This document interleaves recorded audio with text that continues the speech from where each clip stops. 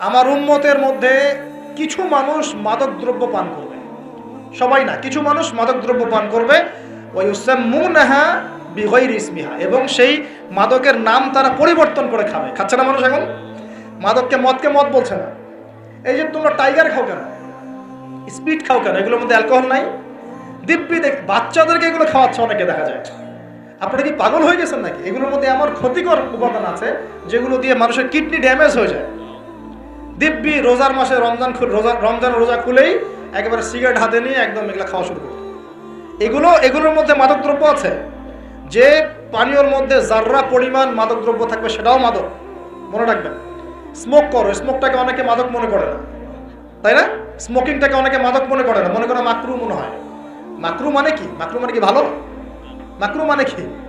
মাকরু মানে কি? কোরআনে সূরা বানু ইসরাঈল খুলে দেখেন, বড় বড় কিছু পাপের কথা মেনশন করে আল্লাহ পাক বলছেন এই পাপগুলো ছেড়ে দাও, এই পাপগুলো আল্লাহর কাছে মাকরু, এই পাপগুলো আল্লাহর কাছে অপছন্দের পাপ। এটা কি মাকরু মানে কি জায়েজ করে নেওয়া? সিগারেট খাওয়া বন্ধ করেন, ওয়াদা করেন আমার সাথে যে আজকে থেকে কোনোদিন সিগারেটে হাত দিবেন ইনশাআল্লাহ। কোনো প্রকার এইসব টাইগার মাইগার স্পিড খাবেন না, এসব ভালো জিনিস না। ভালো কিছু খান না, ভালো কিছু খান।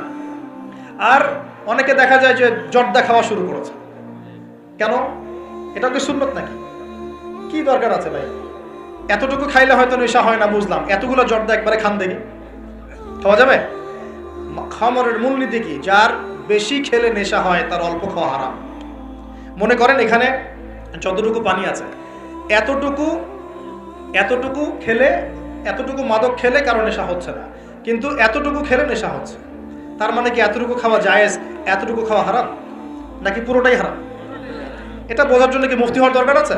আপনি বুঝতে পারছেন? অতএব এই যাবতীয় মাদক দ্রব্য থেকে দূরে থাকতে হবে, না হলে ভূমিকম্প আসবে। কিন্তু ভূমিকম্প আসবে। আর মাদক দ্রব্য নিয়ন্ত্রণ অধিদপ্তর দিয়ে শুধু মাদক নিয়ন্ত্রণ করা যাবে না। মানুষের ঈমান আকীদার পরিবর্তন দরকার।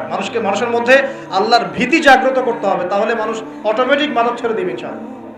আমরা কি যুব ভাইদের কাছে ওয়াদা নিতে পারি ইনশাআল্লাহু তাআলা জীবনেও কোনোদিন মাদক খাবো না, জীবনে কোনোদিনও মাদকের ধার কাছে যাবো না ইনশাআল্লাহ। আল্লাহ পাক সাক্ষী থাকুন, আল্লাহ কবুল করুন, আমিন।